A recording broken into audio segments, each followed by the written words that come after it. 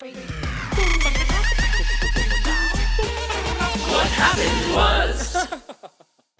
Hey friends, it's so nice to see you. It's today, the time is now. You are here and the weather is outside your window. Today's guest is an international opera singer who was at the height of her career when the pandemic hit. Here to tell you about that journey and her love of marshmallows is my friend Laura Wilde. Hi, Hi, Zach. how are you? Oh, doing well. How about you? Good. Where are you? I am in my house in Wheaton, Illinois. I Like Chicago. I made Yeah. yes, Chicago. I made the move from the city to the suburbs to just try it out like about everyone else in America during the pandemic. Right. Well, it's gorgeous. I see your trees and your library of scores there. Yeah, this has been my studio through the past year and a half, which has been pretty magical to have all the light and sun and yeah, a That's nice space gorgeous. to sing. I think you're the only singer I know who I genuinely can say practiced during the pandemic. Oh, it's true. I have realized through the pandemic that my coping mechanism is doing. Yeah. So I just do. And so Yeah.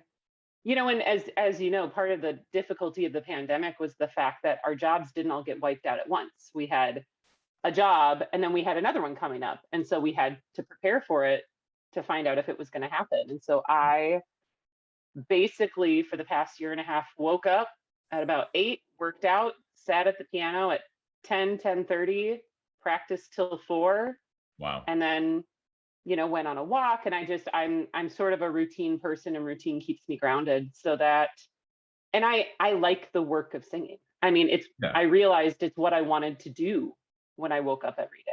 I didn't want to bake or sit and do nothing. I wanted to keep discovering and try new roles. And I had like a list of things that I'd been wanting to work on with my technique and figured I have the time. Yeah. Yeah.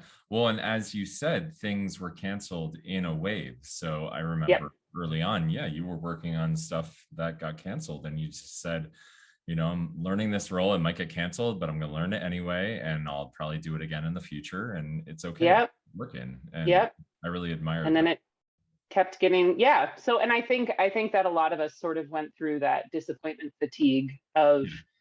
hoping and having companies try to figure it out and thinking they might figure it out. And so you had to get prepared. Right. And then, it disappeared. I know. I went the opposite. I was like, I will not be touching that French Baroque piece until I know it's definitely happening. Well, I think that makes sense. And I think that you're a doer as well. And so I think that Yeah. you took this pandemic and said, all right, how can I branch and what can I be doing? So it wasn't, you were continuing to create and make, and it was a great decision for you because you ended up finding these new pathways. And I think for me, I've started finding some new sort of creative energy, but I sort of was like, honed into, I will come out of this singing better than I ever Yeah. have.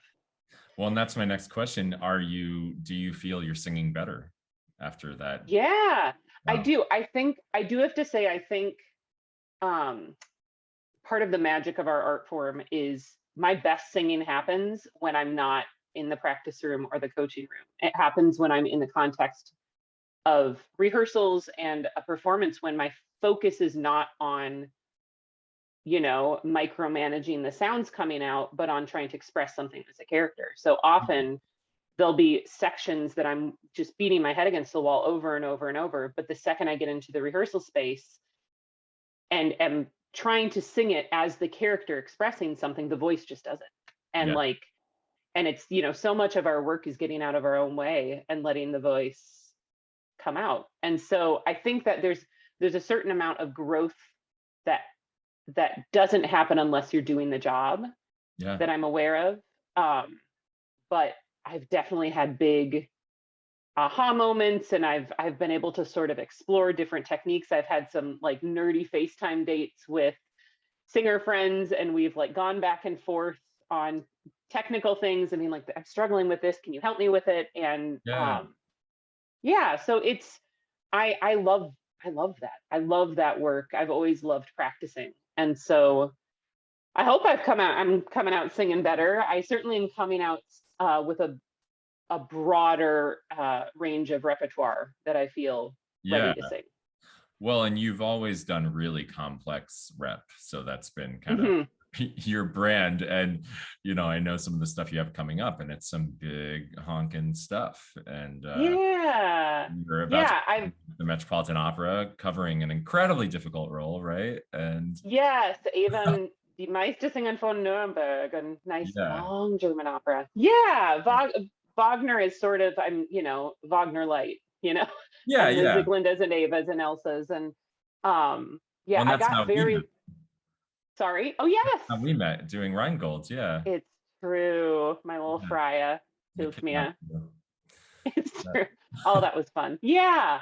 I got really lucky in my training at the Lyric that I think that there are some companies that don't do quite as much, such a broad range of rep. And I think that because I had been a mezzo and then transitioned to soprano, right. during my time at the Lyric, when I was doing that, I got really lucky that they were doing Dvorak, and they were doing Strauss and Wagner. Mm, And I think that if I had just been sort of pushed in the direction of having to cover and do roles in just Italian Puccini, I might not have sort of unlocked my voice the same way as I did when I got to, cover Renee Fleming and Strauss. It yeah. just all of a sudden became this complex, sort of challenging rep that I got to start with that taught me how to navigate my voice in a Yeah. really unique way. Right. And you don't cover often. You're usually on stage, but it's funny you just mentioned Renee Fleming. When you do cover, it's like one of the top 10 opera stars in the world, which It's says true. a lot about you. Yeah. Yeah. I got very lucky at the Lyric that I got to my years as a young artist. I got to cover both incredibly talented and very kind sopranos, Yeah. who I got to learn from. And like I said, because I was still transitioning into this new voice and figuring out how to do things. And so I was really excited to learn from people. But yeah, I haven't covered since I think 2016.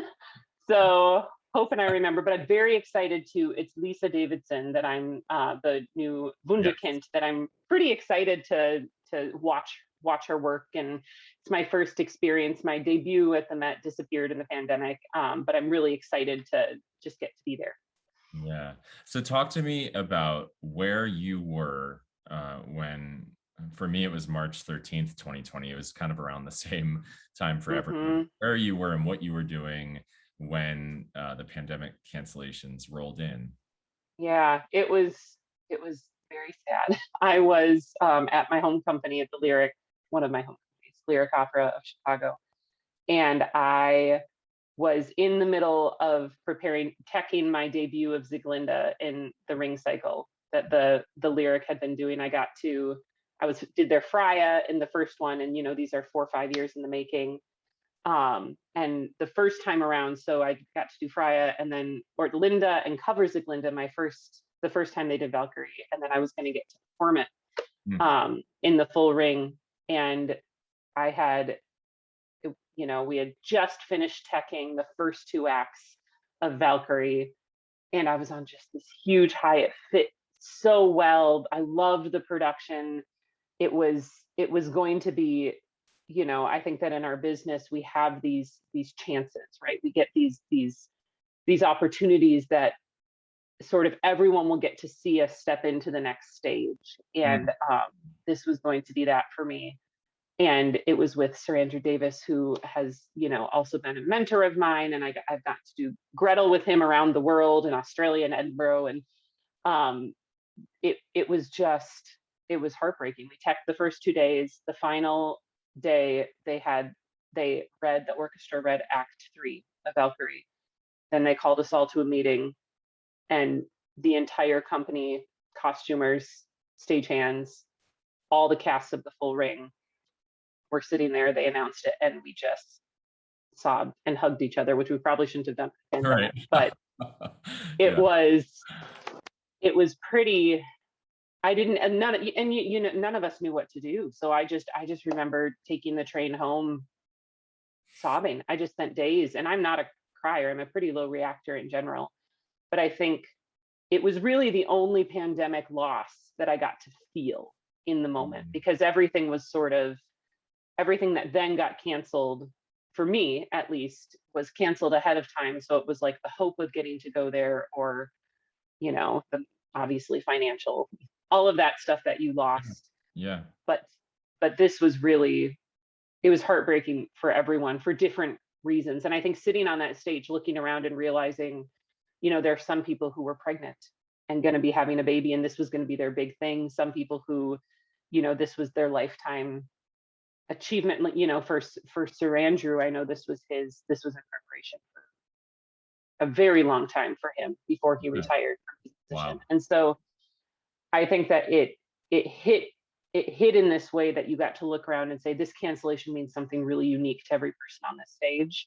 Right. But we also collectively felt it. So it's still the one that stings the most. And I just went to see Macbeth at the Lyric, and it was my first time in the theater since that day. And it was kind of rough, but I bet. But I think that like I said, I think that we all sort of have collectively felt it together, and there's solidarity and I feel really lucky to be okay, to be healthy, to have my family be healthy, and to be able to walk into this next season feeling pretty good.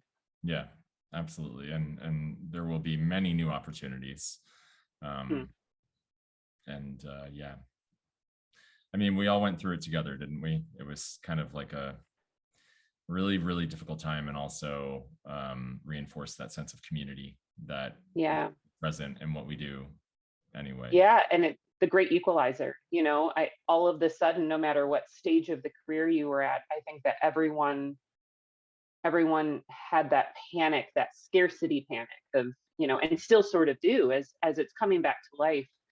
There's a trajectory you were on pre-pandemic, and then there are just question marks of what the opera world is going to look like, what opportunities are going to look like, and where you're going to fit in that.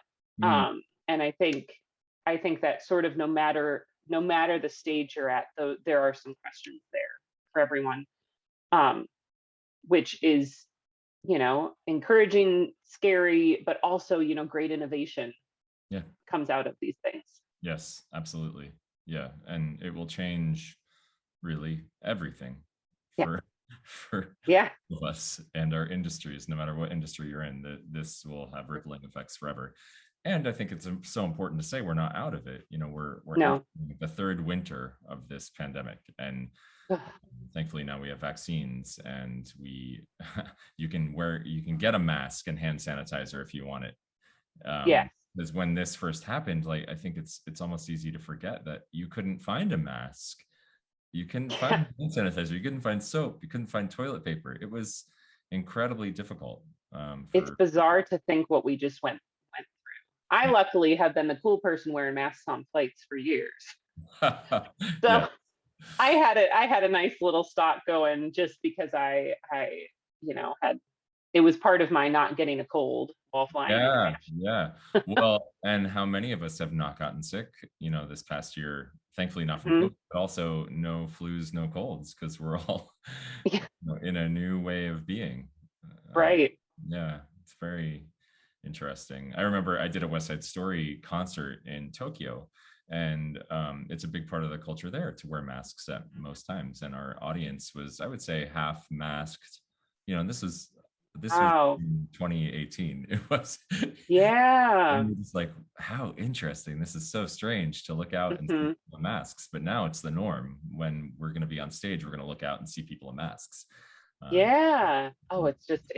It's crazy to think. I think there are days where I look back and I still kind of can't believe what time in history we just walked Yeah. and are continuing to walk through, but that Continuing. initial, Yeah. huge, and I think that was the, one of the toughest things, I think, for humanity right now, is realizing that again, it's that same initial loss, that pandemic means something different for every person. Because I've been frustrated because I have siblings. I have 7 nieces and nephews, and only one of them is of the age of getting the vaccine, Yeah.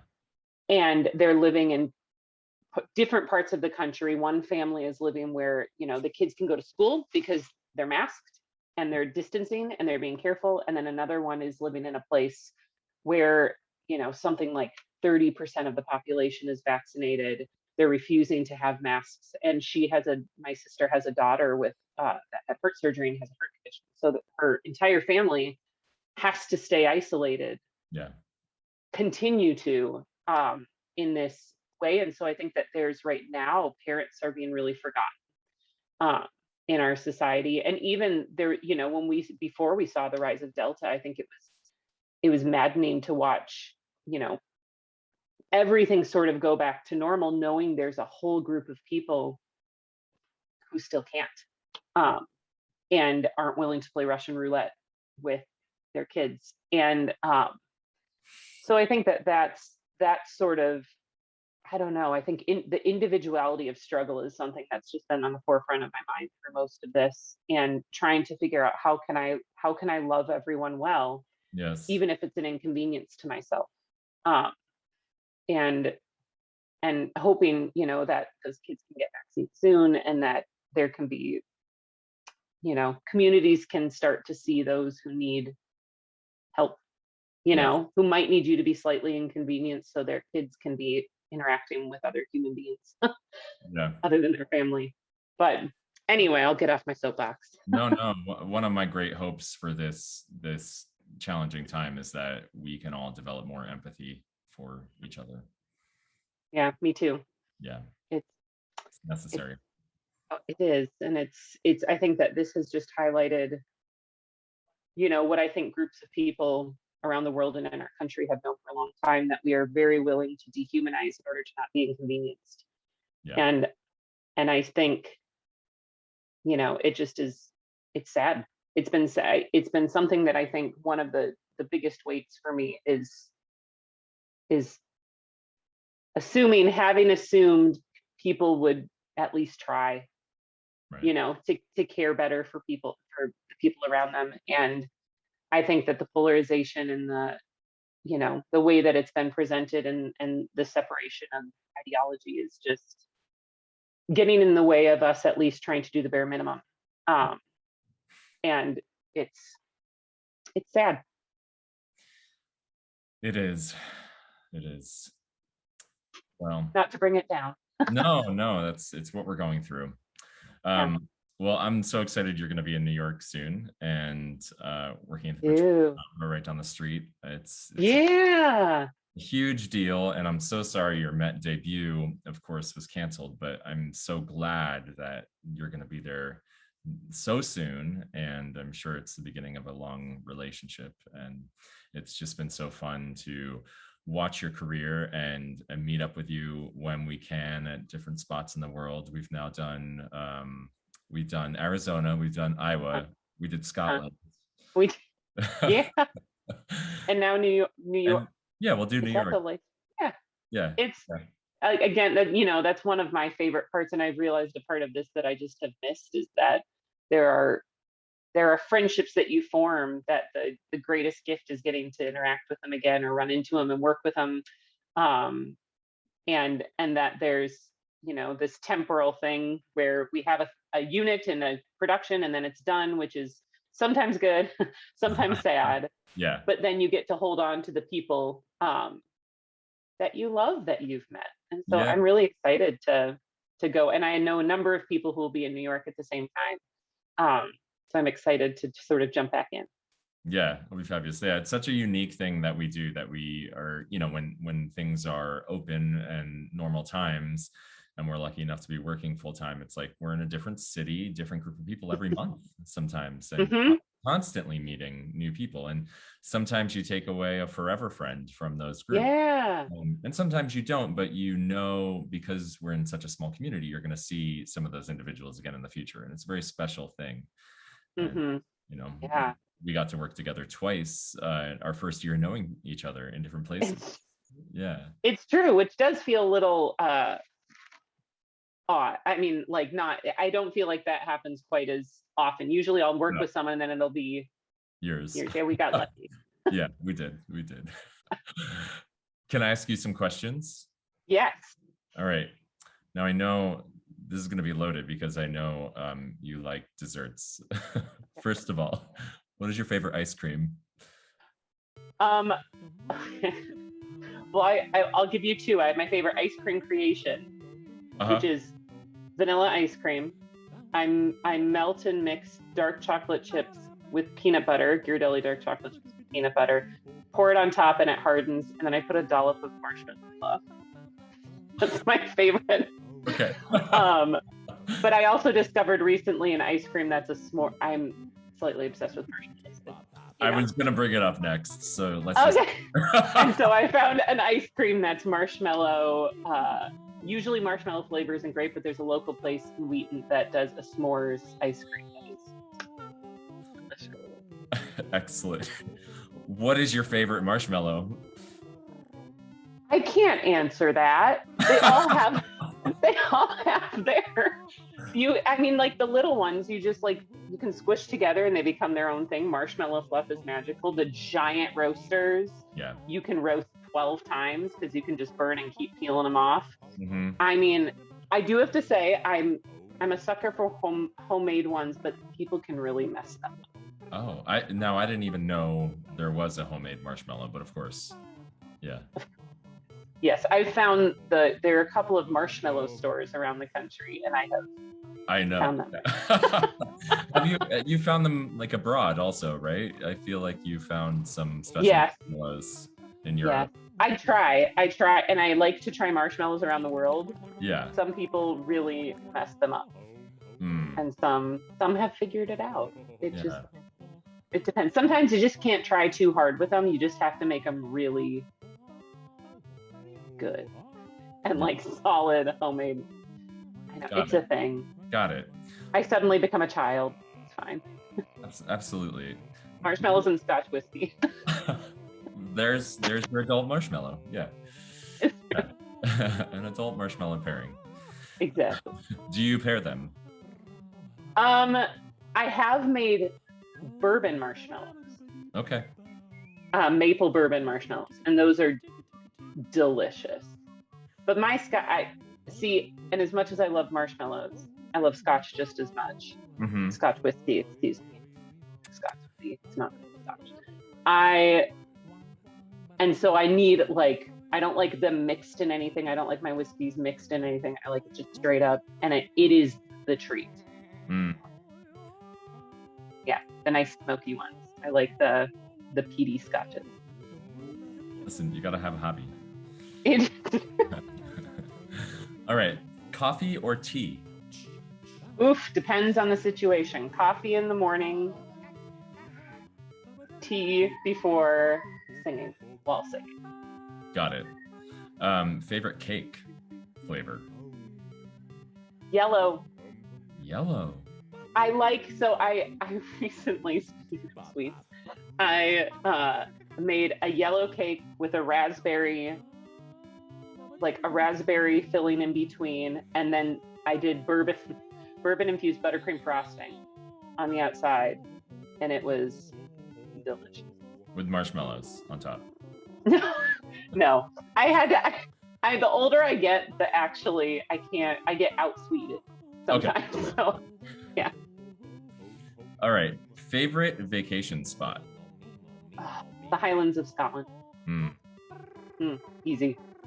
What is one place that you haven't been that you must get to?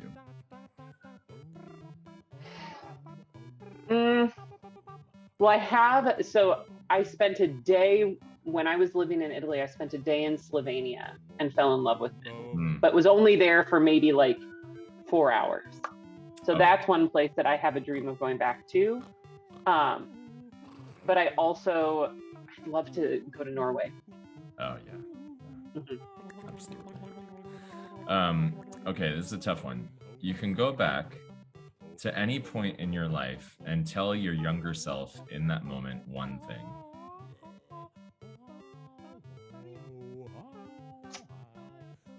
Oh man, I'm not sure I would do it because honestly, there are times that I especially when it comes to like career, if I had known more, I might have made different choices out of fear.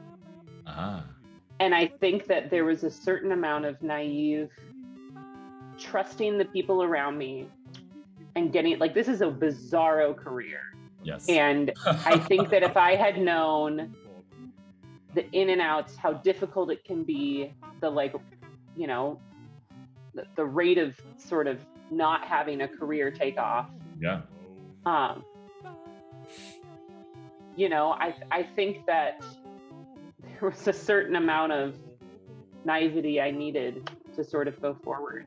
Yeah. And I think I just like, I don't know, the older I get, the more I embrace and love the idea of I don't know when it comes to so many things in life. I think that when I was younger, I had a lot more faith and certainty and like my ability to know things and understand things and some arrogance around that. And I think that the gift of learning through life and like sort of thinking you have it one way and then having to crash and realize that you need to rethink is like one of my favorite parts of life in general.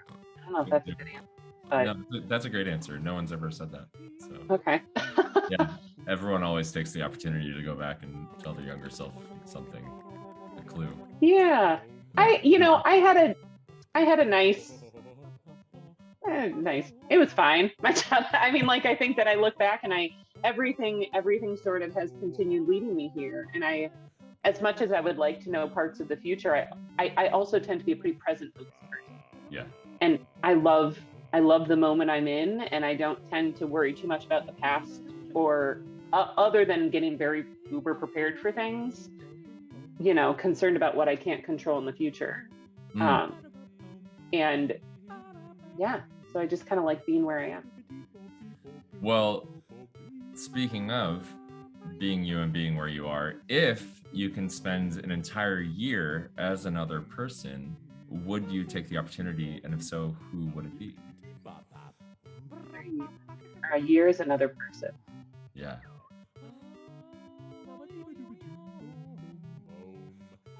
I mean, a year is a long time. Could I do a but when the year's over, you're right back where you were as you are right here.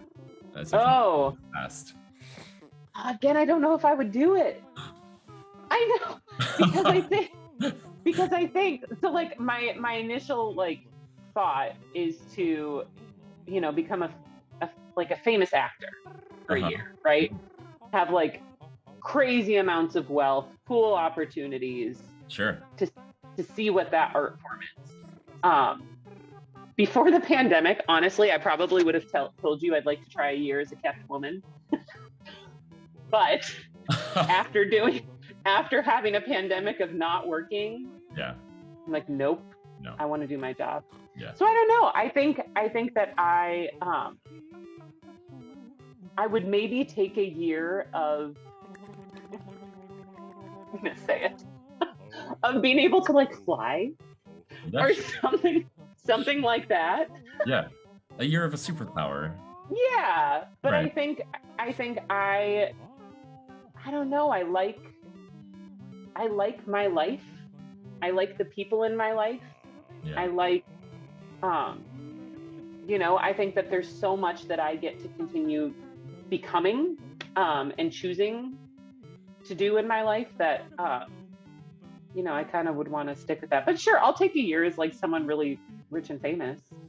All right. And then try to come back to this life and be okay with it. All right, last question. It's a big one. What is the meaning of life? We're gonna solve it right here. Right here. Right now. For me, it's loving people well. My faith is really important to me, and I think more than anything during this pandemic, where I've seen religion being used, faith being used in ways that I see are destructive, which is there's a history of that. I see, for me, my life is about loving God, others, and myself well, and trying to continue to grow in that. And I think that really at the end,